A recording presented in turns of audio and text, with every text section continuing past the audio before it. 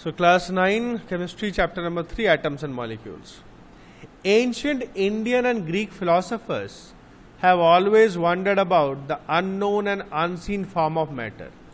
তো অনেক পুরাতন যে মানুষরা মানে যারা বিজ্ঞান সায়েন্স নিয়ে দেখাশোনা করতেন গবেষণা করতেন তারা সবসময় যে ম্যাটারটা দেখে নাই আমরা তো সলিড লিকুইড গ্যাস দেখে থাকি তো যেটা দেখে নাই সেটা নিয়ে তারা চিন্তা ভাবনা প্রচুর করতো The idea of divisibility of matter was considered long back in India around 500 BC. তো এই যে ম্যাটারটা ডিভাইড করতে পারি ভাগ করতে পারি আমরা ইনটু ডিফারেন্ট পার্টিকলস বা যেটা আমরা এখন পড়ি মলিকিউলস অ্যান্ড অ্যাটমস বলি যেগুলো এই জিনিসটা কিন্তু লোকেরা অনেক আগে বুঝতে পেরেছে কখন মোটামুটি 500 BC 500 BC means before Christ Jesus ক্রাইস্টের জন্ম তার 500 বছর আগে মোটামুটি জেনেছিল মানে অনেক পুরনো কথা An Indian philosopher Maharshi Kanad postulated that if we go on dividing matter के तखन बोला होतो पदार्थ আমরা বাংলা বলি হিন্দি में बोलते हम लोग पदार्थ মানে কোনো জিনিসকে বলি পদার্থ হ্যাঁ we shall get smaller and smaller particles তাই ইনি বলেছিলেন যদি কোনো একটা পার্টিকেলকে আমরা ডিভাইড করতে থাকি ভাঙতি আমরা ছোট ছোট টুকরো পাবো ultimately a stage will come when we shall come across the smallest particles beyond which further division will not be possible তা শেষমেশ আমরা একটা এমন জায়গায় পৌঁছে যাব দেখবো সেই টুকরোটা আর ভাগ করা যাচ্ছে না এতই ছোট ইট ইজ সো স্মল যে ওটাকে আর ডিভাইড বা ভাগ করা যাবে না হি নেম দিস পার্টিকলস পরমাণু তো এইগুলোকে বলা হলো উনি নাম দিয়েছিলেন পরমাণু Another Indian philosopher Pakudha Katyayama elaborated this doctrine and said that these particles normally exist in a combined form which gives us various forms of matters তা ইনি কি বলেছিলেন কি এই যে পার্টিকলস মানে পরমাণু যিনি বলেছিলেন মহর্ষি কানাড এগুলো সব কম্বাইন্ড ফর্মে থাকে মিলে থাকে মিলেমিশে দিয়ে কোনো ম্যাটার তৈরি হয় Around the same era ancient Greek philosophers Democritus and Leucippus suggested that if we go on dividing matter a stage will come when particles obtained cannot be divided further তা এটা গ্রিসে তখন তো কারোর সঙ্গে কিছু লিঙ্ক ছিল না যে ইন্টারনেট বা কিছু সবাই জানতে পারবে না তা এটা ভারতের সাইড মানে আমরা বলতে পারি কেমিস্ট বা ম্যাথমেটিশিয়ান তা গ্রিসে এই যে দুজন ডেমোক্রিটাস আর লিউসিপাস এরাও কিন্তু একই কথাটা বলেছিলেন Democritus call this individual particles atoms তা ডেমোক্রিটাস এই ইন্ডিভিজুয়াল পার্টিকেল কি নাম দিয়েছিল অ্যাটম মানে হচ্ছে ইনডিভিজিবল যেটা আর ভাগ করা যাবে না আর আমাদের ইন্ডিয়াতে নাম দিয়েছিল পরমাণু all this was based on philosophical considerations and not much experimental work to validate these ideas could be done till the 18th century তা এই সব কথাগুলো কিন্তু সব ফিলসফিক্যাল মানে কথাবার্তা আলোচনা খুব কম এক্সপেরিমেন্ট তখন তো অত মেশিন ল্যাপটপ অত কিছু অ্যাডভান্স ছিল না যেটুকু তারা পারত বুঝতো দেখে শুনে কমন সেন্সে সেটাই ওরা লিখতো বইয়ে তারপরে আস্তে আস্তে 18th সেঞ্চুরি মানে 1700 সালের লাইনে তখন আস্তে আস্তে আরো ইনভেনশনসগুলো হতে লাগলো তখন ভালো এক্সপেরিমেন্ট করতে লাগলো by the end of the 18th century scientist recognised the difference between elements and compounds and naturally became interested in finding out how and why elements combine and what happens when they combine তা মোটামুটি 18th সেঞ্চুরির শেষে মানে 1700 সালের শেষের দিকে 1780-90 এরকম করে সায়েন্টিস্টরা বুঝতে পারলো যে হ্যাঁ এলিমেন্টস কম্পাউন্ডস কাকে বলা হয় কিভাবে এলিমেন্টসগুলো কম্বাইন হয়ে কোনো জিনিস তৈরি হয় কি চেঞ্জ হয় এগুলো বুঝতে পারলো Antoine L Lavoisier led the foundation of chemical sciences এটা মার্ক করে রাখবে who led the foundation of chemical sciences Antoine L Lavoisier কি করেছিলেন ইনি by establishing two important laws of chemical combination ইনি দুটো ল নিয়ম বার করেছিলেন কেমিক্যাল কম্বিনেশনে যেটা আমরা এরপরই পড়ব 3.1 laws of chemical combination the following two laws of chemical combination were established after much experimentations by Lavoisier and Joseph L Proust তো অনেকগুলো এক্সপেরিমেন্ট করার পর এই দুটো ল কিন্তু ওনারা বানিয়েছেন কারা বানিয়েছেন by Lavoisier and Joseph L Proust এই দুজন মিলে ফার্স্ট ল বলছে law of conservation of mass বলছে is there a change in mass when a chemical change বা কেমিক্যাল রিয়াকশন টেক্স প্লেস কোনো কেমিক্যাল চেঞ্জ বা রিয়াকশন হলে মাসে কিন্তু কোনো পরিবর্তন হয় কি সেটা দেখার জন্য এখানে অ্যাক্টিভিটি 3.1 এক্স অ্যান্ড ওয়াই, এক্সের 3টে জিনিস আছে, ওয়াই এর 3টে জিনিস, তাই দুটোর মধ্যে একটা যে কোনো একটা নিয়ে এই কনিক্যাল ফ্লাস্কের মধ্যে দেখতে পাচ্ছ টেস্ট টিউবের মধ্যে এক্স এর সলিউশন আছে আর কনিক্যাল ফ্লাস্কের মধ্যে ওয়াই এর সলিউশন আছে।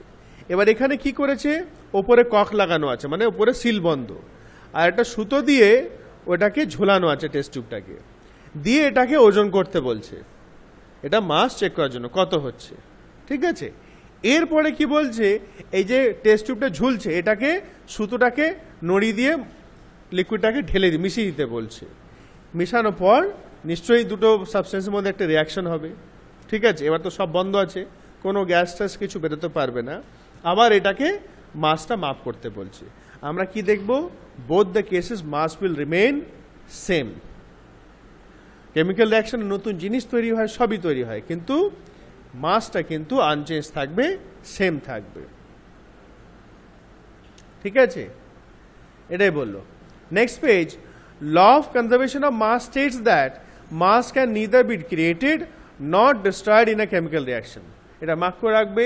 So what does law of conservation of mass state, কি বলছে, কি মাস আমরা নতুন করে কোনো তৈরি করতে পারবো না বা নষ্ট করতে পারবো না। এই নয় যে দুটো জিনিস মিলিয়ে আমরা নতুন কিছু মাস তৈরি করছি বা কিছু কমিয়ে দিচ্ছি, আমরা এরকম হতে পারে না। Next 3.1.2, law of constant proportions. Lavoisier, along with other scientists, noted that many compounds were composed of two or more elements, and each such compound had the same elements in the same proportions, irrespective of where the compound came from or who prepared it. Compound, একটা সহজ example নিচ্ছি আমরা, এরপরই দেখব। Water. Water is a compound. What are the two elements in water? Hydrogen and oxygen. Water formula হচ্ছে H2O, এটা বলতে পারলি না তোরা ভালো করে। সো H2O হচ্ছে water formula, it is a compound, two elements are there, hydrogen. আমি শুনেছি, পড়ো তুমি, একটু কাজ করো, পড়ো, মুখস্থ করো, হ্যাঁ, ডিস্টার্ব করো না একটু। ওকে, সো কি বলছে,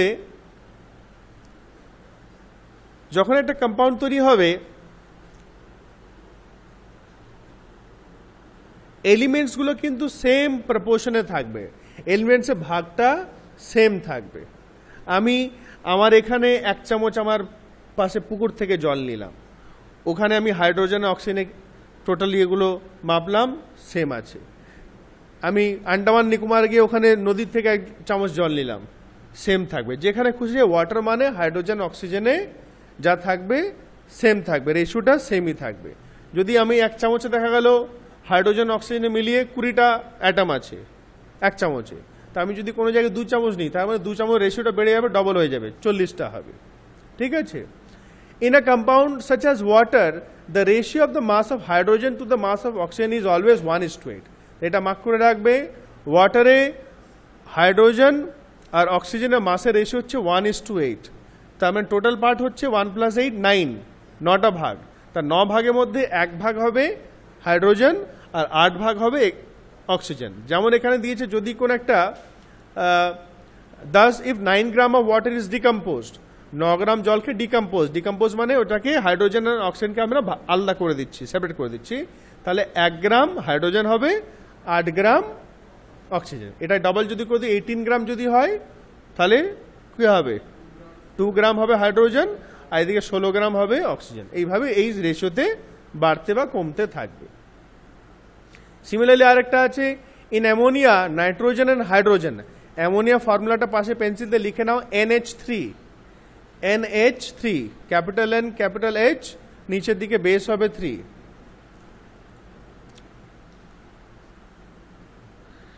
এদের কি হচ্ছে রেশিওটা 14:3, তার মানে নাইট্রোজেন হচ্ছে 14 ভাগ আর হাইড্রোজেন হচ্ছে 3 ভাগ। তার মানে যে 17 গ্রাম 17 গ্রাম যদি কোনো একটা দুটো মিক্সচার হয়, মানে কম্পাউন্ডটা হয়, তাহলে 14 গ্রাম নাইট্রোজেন হবে, 3 গ্রাম হাইড্রোজেন হবে। This led to the law of constant proportions, which is also known as the law of definite proportions. তো এটা থেকেই law of constant proportion বা law of definite proportion এটাকে বলা হয়, এই নিয়মটা বেরোলো। This law was stated by Proust as, কি বলেছিল প্রাউস, এটা মার্ক করে রাখবে। In a chemical substance the elements are always present in a definite proportions by mass. একটা যে কোনো একটা কেমিক্যাল সাবস্টেন্সে এলিমেন্টগুলো ফিক্সড একটা প্রপোর্শনে, একটা অনুপাত যেটা বলি ভাগে একটা থাকে, যে কোনো যেখান থেকে আসুক, যেখান থেকে নিয়ে আমরা সেম কম্পাউন্ডে এলিমেন্টসগুলো একই রেশিওতে থাকবে। এটা হচ্ছে ল অফ কনস্ট্যান্ট প্রপোর্শন বা law of definite proportions. The next problem faced by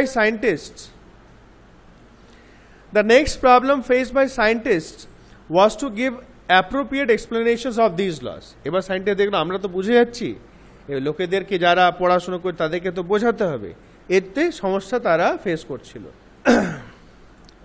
Now British chemist John Dalton provided the basic theory about the nature of matter. তো ইনি মেন ব্যাপারটা কিন্তু বুঝিয়েছিলেন। Dalton picked up the idea of divisibility of matter. তা ওনার আগে কিন্তু এই ব্যাপারটা আগে সবাই বলেছিল ডিভিজিবিলিটি অফ ম্যাটার ব্যাপারে। তো এই আইডিয়া থেকে উনি এটা নিলেন নিজের এক্সপেরিমেন্টে, which was still then just a philosophy. তা ওনার আগে পর্যন্ত কেন একটা ফিলসফি ছিল, লোকেরা একটা ধারণা ছিল একটা, কিন্তু ইনি কিন্তু এটা এক্সপেরিমেন্ট করে প্রুফ করে দিয়েছিলেন। He took the name atoms as given by Greeks and said that the smallest particles of matter are atoms. তো নামটাও গ্রিক্সরা দিয়েছিল অ্যাটমস, ওই অ্যাটম ওয়ার্ডটাই নিলেন আর উনি বলে দিলেন যে সব থেকে ছোট ইন্ডিভিজুয়াল পার্ট হচ্ছে atom. His theory was based on laws of chemical combination. আর এই যে উনি কথাগুলো বলেছিলেন এটা কিসের উপরে বেস করে? ল অফ কেমিক্যাল কম্বিনেশন, যেটা আমরা দুটো পড়লাম। Dalton's atomic theory provided an explanation for the law of conservation of mass and the law of definite proportions. তা উনি যেগুলো বলেছেন সেটা থেকে এই দুটোই জিনিস কিন্তু পুরো ক্লিয়ার হয়ে গেছে। আচ্ছা, ডাল্টনের ব্যাপারে একটু বক্সে দেওয়া আছে, একটু পড়ে নেবে তোমরা। আমি নিচে মেনটাতে আসছি। According to Dalton's atomic theory, all matter, whether an element, a compound or a mixture, is composed of small particles called atoms. Element হোক, কম্পাউন্ড হোক, মিক্সচার হোক, সব কিন্তু কি দিয়ে তৈরি? অ্যাটমস দিয়ে তৈরি। The postulates of this theory may be stated as follows. Postulates আমরা বলি যেগুলো এক্সপেরিমেন্ট করে তারপর আমরা দেখি যে না এটা এভাবেই হচ্ছে। এক্সপেরিমেন্ট করে আমরা যেচে দেখে শুনে আমরা then we make some laws, they are called postulates. Number 1 বলছে all matter is made of very tiny particles called atoms which participate in chemical reactions. তা প্রত্যেকটা জিনিস কিন্তু ছোট ছোট অ্যাটমস থেকে তৈরি, যেগুলো কেমিক্যালি কম্বাইন হয়ে তৈরি হয়। Atoms are indivisible particles which cannot be created or destroyed in a chemical reaction. এটা আমরা পড়েছিলাম ল অফ কনজারভেশন মাসে প্রথমেই, কি আমরা we can neither create nor destroy atoms, এটা উনি বলেছেন। Number 3, atoms of a given element are identical in mass and chemical properties. যে কোনো এলিমেন্টে অ্যাটমসগুলো, যদি অক্সিজেনে যতগুলো অ্যাটম থাকবে সব সেম থাকবে, হাইড্রোজেন যত এলিমেন্ট অ্যাটমস থাকবে সেম থাকবে। এটাই বলছেন প্রত্যেকটা অ্যাটম তাদের মাস সেম থাকবে আর কেমিক্যাল প্রপার্টিজ সেম থাকবে। নাম্বার 4 বলেছেন atoms of different elements have different মাসেস and chemical properties. আলাদা আলাদা এলিমেন্টে আলাদা আলাদা অ্যাটমিক মাস হবে আর কেমিক্যাল প্রপার্টিজ হবে। একটা অক্সিজেনের অ্যাটমে প্রপার্টিজ আর একটা কার্বনের প্রপার্টিজ অ্যাটমে দুটো আলাদা আলাদা হবে। Number 5, atoms combine in the ratio of small whole numbers to form compounds. অ্যাটমসগুলো সব হোল নাম্বারসে কম্বাইন হয়, দিয়ে তারা কম্পাউন্ড, হোল নাম্বার মানে গোটা গোটা, ফ্র্যাকশনে নয়, দেন কম্পাউন্ডস আর ফর্মড। তুমি বইয়ে তাকিয়ে পড়ো। লাস্ট বলছে the relative number and kinds of atoms R constant in a given compound. তো যে কোনো একটা কম্পাউন্ড যদি আমাদেরকে দেওয়া হয় তার মধ্যে নাম্বার অফ অ্যাটমস যার যেটা থাকবে এলিমেন্টে সেগুলো কনস্ট্যান্ট থাকবে, মানে ফিক্স থাকবে।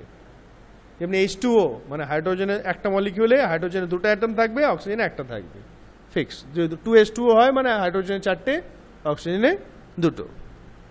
কটা কোয়েশ্চেন্স আছে এগুলো তোমরা করে কালকে নিয়ে আসবে, ঠিক আছে? 4টে, শুধু আনসারসগুলো খাতায় লিখে সুন্দর করে আসবে। আর যতটা পড়িছে একটু ভালো করে পড়বে। আমি কিছু কোয়েশ্চেন লিখতে দিতে পারি বা জিজ্ঞেস করবে, কিছু ডাউট থাকলেও জিজ্ঞেস করে নেবে।